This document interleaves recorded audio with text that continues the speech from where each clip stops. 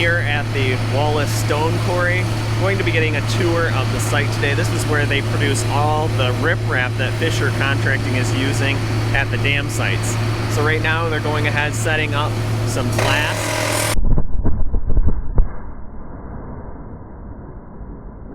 to be able to make some gravel. Hopefully you're able to still hear me, but they're not blasting the riprap today. We'll go ahead and see that. But right now he's drilling holes 11 feet deep, and they're going to use ammonium nitrate to blast in here. Another cool thing that he showed me is all this striations on the limestone is from the glacier. So you can actually see which way the glacier was moving. But we got one more hole here that he's going to drill before we go ahead and blast. So I'm going to go ahead, get a couple cameras set up around here, hopefully get a couple cool angles, and then maybe we'll see ya when we're starting to blast. Here's a drone view of the entire site. So a shot directly from the front of the stone quarry all the way to the back. You can see the lake and the bay in the background, and actually where they were going ahead and setting up the blast is the area way off there in the background that you can see is all stripped. As you can see, the Wallace Stone Quarry is very large. I did a lot of filming this day, so there's a ton of footage in this video. While we are waiting for them to finish setting up for blasting, we came over to the sand pit site, and we're watching them load some special MDOT special rock into Pat's Great All trucks. Pat's hauling for what'd you call it, Fisher right now. They're dumping over there at Sanford at one of the erosion control sites. So this is the riprap that's being used over there. A little bit more information. We have some more special over here, and then this pile in the back is called special.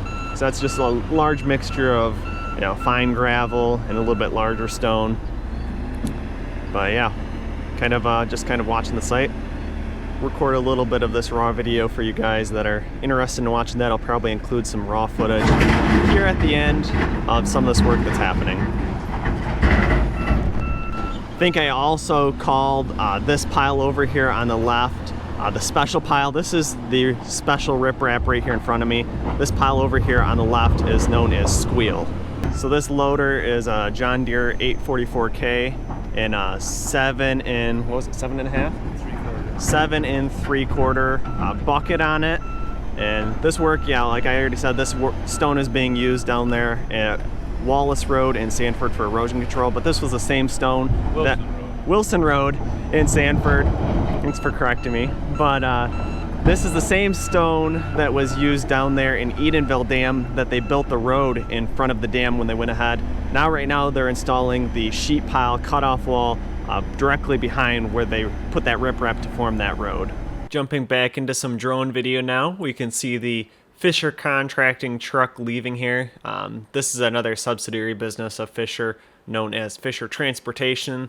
There's a couple different businesses also, Fisher Sand and Gravel, and as we all know, Fisher Contracting that has been working on the dams. But we're going to go ahead fly kind of to the north westerly direction right now over the entire site, and you'll be able to see a little bit more. I'm going to keep flying this direction and watch this truck be loaded with what I believe to be armor stone. You can see how much limestone has just been removed in this entire area though. I'm not sure if there is more limestone actually below this layer or if they're saving that and just opening up some more ground. You can see the surrounding area here in Bayport is just very rural. A lot of agricultural that goes on, a lot of farming, not a whole lot of houses. And it is right along the Bay Area. Like I said, I'll post up a picture later on so that you're able to see exactly where Bayport is situated inside of Michigan. It's pretty neat though, actually being at the site that Fisher Contracting does get all of its riprap from. So this truck here is not a Fisher Contracting truck, but we can see the excavator picking up a few armor stones and carefully loading them inside of this truck. Again, a lot more of this raw footage will be at the end for people that want to stay tuned for that and watch how meticulous this excavator operator just organizes all of this riprap inside of this truck so that he just maximizes the amount of stone that he's able to get in here.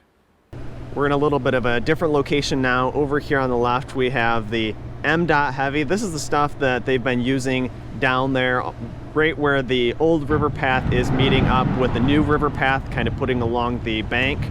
And over here on this side is D50. So in the last video I filmed when I was at Edenville last time, they're actually taking a mixture of this D50 that this is actually getting hand picked here at the quarry and mixing it with the heavy. So D50 mixed with heavy, and that's what's going to be used on each side of that steel sheet pile cutoff wall to kind of keep a little bit of that sediment that's in front of the sheet pile from eroding and going downriver into the old river path. Moved to a different location now. You can see he's actually going ahead and picking some of that D50, so hand picking it with the Cat 315CL. And that was blasted right off this wall over here. He actually has a big steel ball over there that he's able to break these into a few smaller pieces. It looks like there's a Cat 312 over there. So that cat over there on the other side is also picking through some MDOT heavy.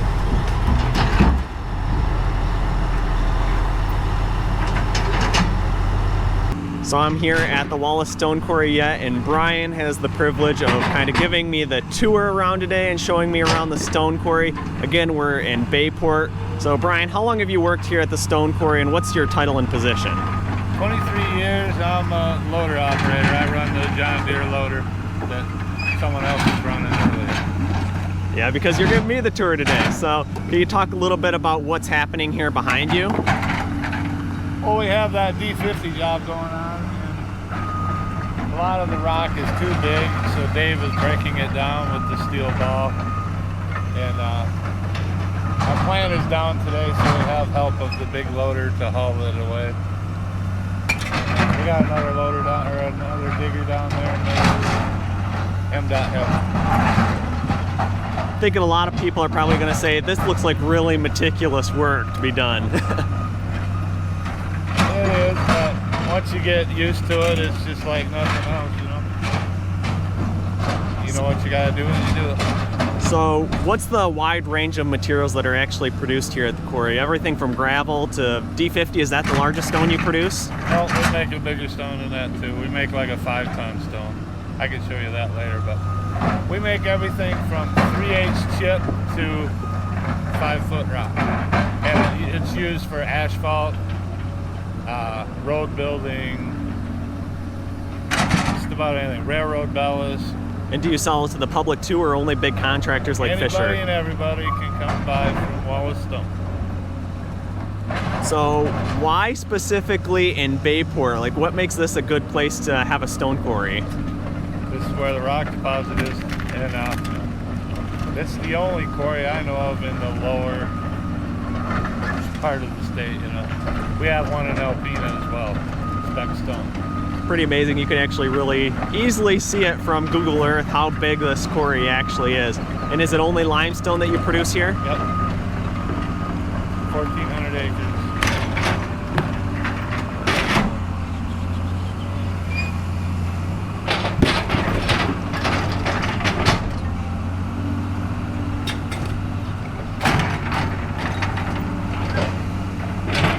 It looks like right now he's just kind of breaking that in a little bit smaller pieces. Yeah, that was a little bit too big of a piece.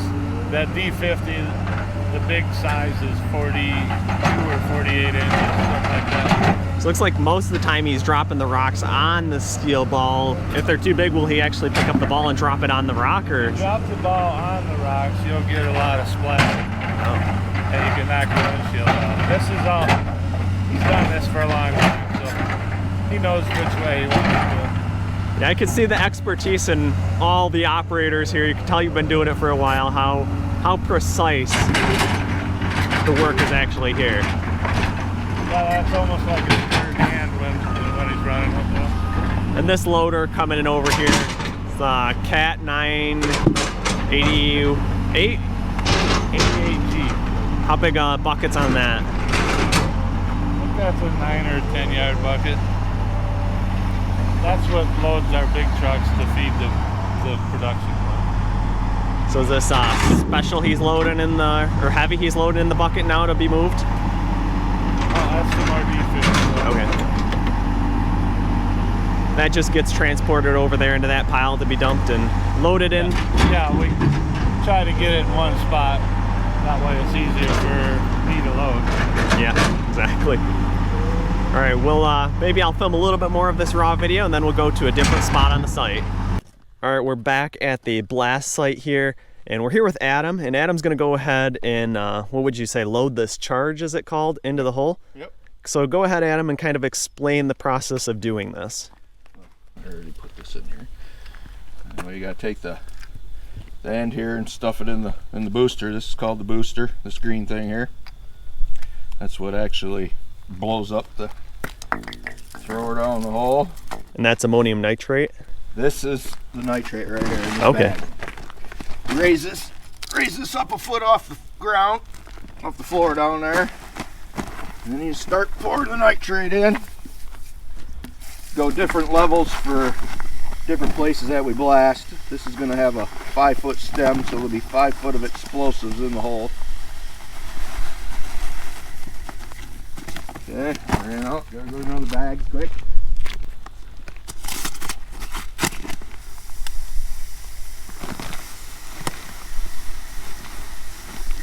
There's 5 foot of stone going to be put on top of that now. That's where I got her marked. And go to the next hole. I was telling Brian, I'm actually a chemist by trade, so ammonium nitrate actually means something to me, and I used to actually make fireworks, so I'm a little bit familiar with these materials. Yeah, that's good. So then after that's done, you just go ahead, fill that hole with the gravel, and then wire it up from there. Yep. No gravel. No gravel? Limestone. Ah, so what's gravel considered? What stone's gravel? It's just junk. It comes out of like a sand deposit it's round. That you can go any one of these roads in Huron County, you can drive down and you see a gravel road and you see a limestone road, and it's like concrete. Huh, so most of the stuff that they use on, let's say, maybe the main roads, is it mostly limestone or is it gravel? Limestone. Yeah. So limestone makes a lot better road than gravel. Mm-hmm.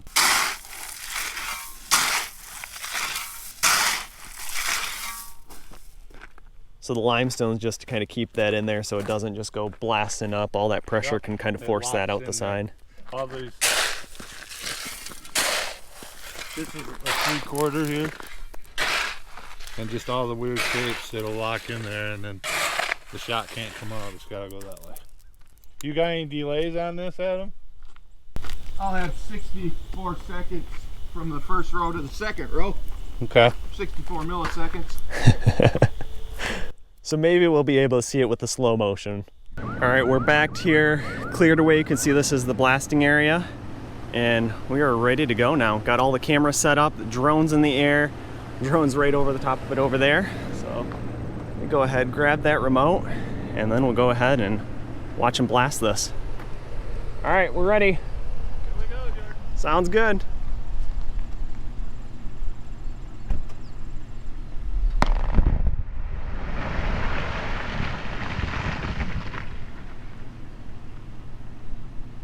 Pretty cool. Hopefully a lot of those cameras picked up that shot. Like I said, we got one up there on the hill doing slow-mo, one in front of it, one down here by the water. This one zoomed in out here, and the drone up there above it. That was pretty cool. How'd it go, Brian? It went good. Like today was a little smaller than normal because we wanted you to see it. We didn't have all day to do for you to hang out, you know. Yeah, you were saying you set this one up specially for me to be able to capture on video, and you said this one's actually a little bit more explosive than some of the riprap because you're trying to break up the stone a little bit smaller too, Yes, right? Correct. This material is going through our processing plant. Which we'll see in a little while. Yeah. All right, we'll go grab the cameras. Hopefully they all survived, and see what that footage looks like.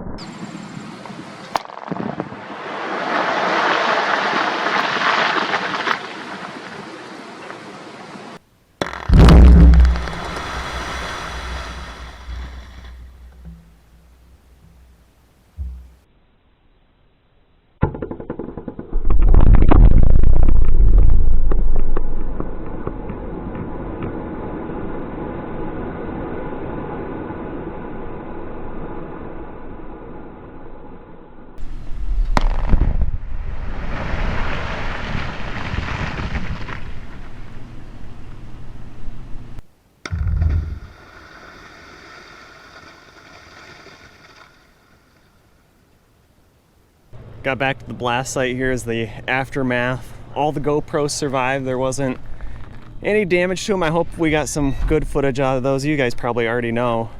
Kind of see just kind of how everything's separated here. Make sure you leave a thumbs up on this video for all those awesome camera angles.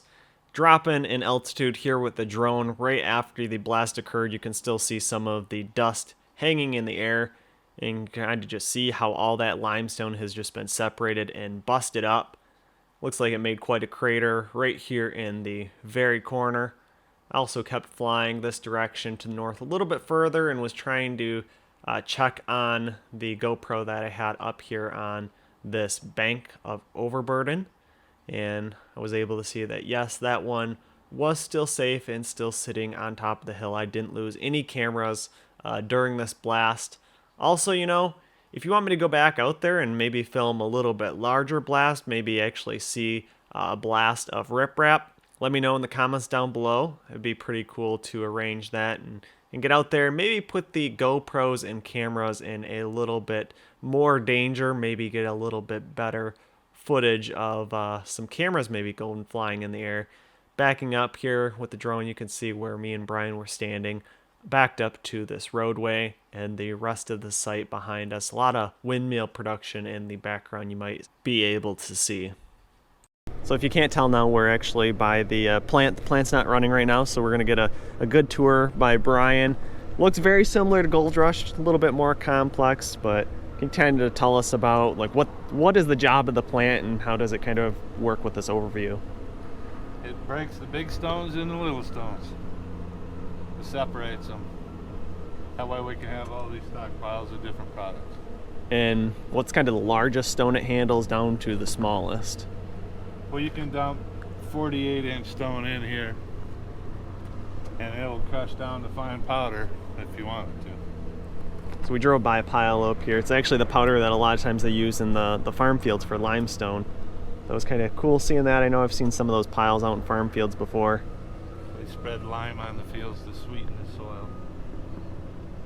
That like a giant tunnel down there? Yep, that's a surge tunnel. Some big rock will go out on that pile and then he sucks it back in as he needs it. Okay. What are all the different parts since we're standing up here? It looks like this is some of the biggest rock that ends up over here. Yep, this is where the rock goes in, and that's a jaw crusher there. So is this loaded by a loader would come straight up here then? One of the big trucks dumps in here. And then it goes to up that belt and goes in our number one screen, which scalps it. The 4x12 rock goes out there. Then it goes through another crusher and breaks it down even smaller, and then those are two crushers over there, and then it goes to our two towers over there that screen it out.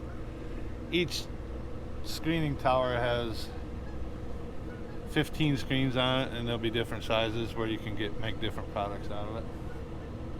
There's like 45 screens here that it goes over. Pretty complex then. Yeah. So what usually comes out the bottom? What size material here? Yeah, depends on what we want to come out here. Right now, asphalt material is coming out. That's a 1/2-inch split there, and that's a 3/4 split there. That's what most asphalt companies are after, is 1/2-inch or 3/4. So normally when you would be running, do you have what truck? The off-road dump truck here? And yep, one of those trucks lives under here, and if we're not using the stacker, the other dump truck will go underneath that, and then he'll get the road-based material out of there. Then pretty much just transport it to whatever pile it ends up going to. But we try to use this as much as possible, and that stacker made that pile there, and it made that pile there. We actually made it so the guy doesn't even have to get out of the truck now. He's got an iPad in the truck, and he watches cameras that load then it tells him when to let off, but there is a few second delay. But I bet those got to be cleaned every day. Oh yeah. I'm going to fly the drone over the entire plant here. I did get some detailed shots, and actually quite a few shots all the way around this. You can see just from looking at it though that it is a very complex setup, and I know very little about it, but I'll do my best to kind of talk through what we're looking at. Again, I'm probably just going to go ahead and circle around here. You can see where Brian and I were standing down there by the truck, and over here on the right hand side, the two screen stacks. You can also see on the left hand side that rock down there where that tunnel's kind of leading into. I tried to show you on the last shot that tunnel that I was talking about, but that's where that can be sucked back into the plant to be resized or crushed smaller. See in the background they got some nice pond areas. I think Brian was telling me that they actually had some bow fishing tournaments and harvested a lot of carp out of those ponds. So that was pretty cool to actually be able to see. And again, a ton of windmills in the background here in Bayport. I know it has been a while since I actually filmed this video to the time that I'm getting around to editing it. It's actually December, mid-December right now when I'm doing the voiceover. But yeah, it was just such a busy fall and summer that now that we're getting into the holidays, I'm actually getting a little bit of time to get into editing some of these videos. And back up here with the drone, I'm at 400 feet in altitude, and things actually still look pretty large. Usually when you get up to 400 feet in altitude, stuff starts looking a little bit smaller, but the plant still looks really big. Also, you can see all the different piles of sized material over there on the left-hand side. I believe that's the material that Brian was saying is sized for asphalt. Keep going around, circle the plant a little bit more, and now right on the bottom of the screen is where the off-road dump truck can go ahead, back up there to the chute and dump in the rock to be sized and crushed down. And then there is a stacker down in the bottom right-hand corner. A few people, if you watch Gold Rush like I do, may know this, kind of like Parker Schnabel's super stacker that he had built. All right, so we're a little bit further up on the plant now, and we're at one of the screens. So you can see the screens in here right now, conveyor up there above us too. So these are the different size screens over here too that you can use? Yep. Well, we need to replace what we got up here. Okay. And all the motors down there for it, and then all the material out there. Whatever we don't want is finished product there. We'll take that conveyor back, then get recrushed. So zero waste. Mm-hmm.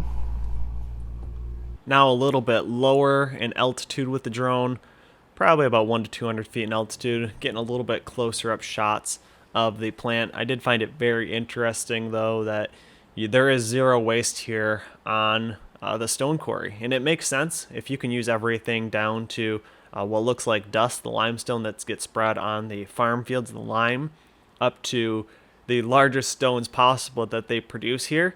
It does definitely make sense that there can be zero waste coming out of this production facility. Again, just dropping in altitude even further, now only about 100 feet directly above the plant, and dropping right by the screen stackers here. And inside of those is all those screen meshes that are able to go through and size the materials. So after being crushed, they enter this first tower. I think I was referring to these as a screening stacker, but Brian referred to these as the screening towers. Like I was saying, after the rock gets crushed, it can enter into this first screen tower, screen out whatever size material that they're looking for, and then take the conveyor belt over to the next screening tower and maybe size out a different size of material. Definitely see how much dust and lime there is along this tower. Now I'm flying with the drone right out the exits. This is where the off-road dump trucks would be sitting to accept the screen material that made it through. And we can see a little bit of that material out here in front of the drone. I'm going to turn the drone around now. I'm probably only about 10 feet above the ground, and I'm going to start gaining some altitude and look at the front of the screen tower. So over there on the right hand side, off in the distance, we're able to see another one of the crushers, and now I'm probably about 50 feet in altitude. Looks like this tower is probably around 75 feet tall. So it is a pretty tall plant, actually. See a couple of the motors and looks like some shakers that would shake some of those screens so that the size material would fall through there. I'm going to keep gaining altitude and fly directly over the top of the plant and maybe point out a few of the characteristics that I remember Brian pointing out to me. So again, we're at the end of the plant here, so this would be the second screening tower. You can see the conveyor that leads up to the top of that. So that material would have been what made it through the first screening tower. I learned a ton out here from Brian this day. I'm always learning a ton even when I'm out there at the dam site, so pretty cool doing what I'm doing and documenting everything for historical purposes. Of course, this isn't really history, but you're able to see where the riprap that Fisher Contracting uses comes from. And now flying over the top of the first screening tower, you can see the conveyor that leads up to that. And this conveyor is coming from the crusher. So the crusher that sizes the material down a little bit further. Looks like there's a couple conveyors that lead off to the left and right here. And now this tower right here in the middle of the screen is the tower. It's a crusher that actually sizes the material down a little bit further. And the material that makes it through there takes that conveyor off to the left. That's able to be sucked back in. Looks like on this conveyor that we're seeing now to go back through that crusher to be sized even smaller. And then we are back here at the very start of the plant where that material gets dumped in from the off-road dump trucks into this large crusher. And they also have a mister here to be able to mist that material down so that there's not too much dust that gets carried up into the atmosphere. That's like a 4-ton rock. So do you have a different reference for these other than D50? They're the larger? We just call them armor stone, and we use them for shoreline protection. And these white spots are the hardheads that you were saying? No, not. Well, there's a couple here, but I'll show you on them ones over there. Okay. See it, all the hardheads in the bottom of that? So what are those caused from? Just the layers in the rock? In the rock. Well, limestone is actually just compressed ground. I mean, he started breaking. He broke up to here. He's got to continue breaking out of these. Okay, kind of see the size difference between those and in this direction. So does he? Okay, so instead of using the steel ball, he goes ahead and uses the breaker over here because they're larger. You can get more precise, like how you can cut it into nice chunks. You just want to break them up good enough so. Now these are perfect size rocks for shoreline protection. And what's this pile? That's a squeal pile, but when we were making the product in this pit, wherever we make them, that we end up with one of the piles. And then, so there's the ramp over there that you said you would have the trommel on usually. That, just like on Gold Rush, you would kind of run the rock through, it would separate out small stone to the big ones. Stuff comes out the end. And which you're not running today, but you said you got a couple pictures you'll send me, so I'll pop those on the screen for people to see. Are these more shoreline protection that need to just be broke smaller? To be sized, yeah. How many tons are these ones? No idea. 4 times more than the ones behind us. Oh yeah, you can kind of see those in there. This one, our biggest loader, could barely bring it here. Probably had to push it here. So this shed up here near the front of the plant, you can see how old it is. It still has the old timber framing. And Brian was telling me that this used to be called the shovel shed because this is where they used to work on the actual steam shovels back in the day. So how long has this been operational, the stone quarry? 1880. 141 years. Wow. It'll be 142 years at the end of the year. It's quite a while. That's why there's so much history here. Yep. That's the end of our tour. I want to thank Brian for being our tour guide. Make sure you guys thank him in the comments down below. Also, thanks to Eric for letting me come on site. And thank you for everyone watching it. Make sure to leave any questions or comments you have down below. Maybe Brian and Eric will be tuning in and answering some of them. If not, I will try to go ahead and answer them, but you know I read all the comments. Also make sure that you're leaving a like on the video, subscribe to the channel if you haven't, and until the next one, I'll see you then. I'm going to leave you guys with this last parting drone shots. Again, this was right where the area was that they went ahead and blasted while I was out there. And I'm going to fly from this direction, which is out by the bay, to the north. And we're going to start turning around here and facing towards the south and flying in that direction. But again, after I go ahead and fly over the entire site here in the next few minutes, I will have a lot of that raw video if you want to stay tuned and watch some trucks be loaded with, I believe, some asphalt mixture, as well as some of that shoreline protection. I think there was a couple other raw video clips that I had in there as well of the guys out there working on the day that I was out there filming. So make sure you stay tuned for that.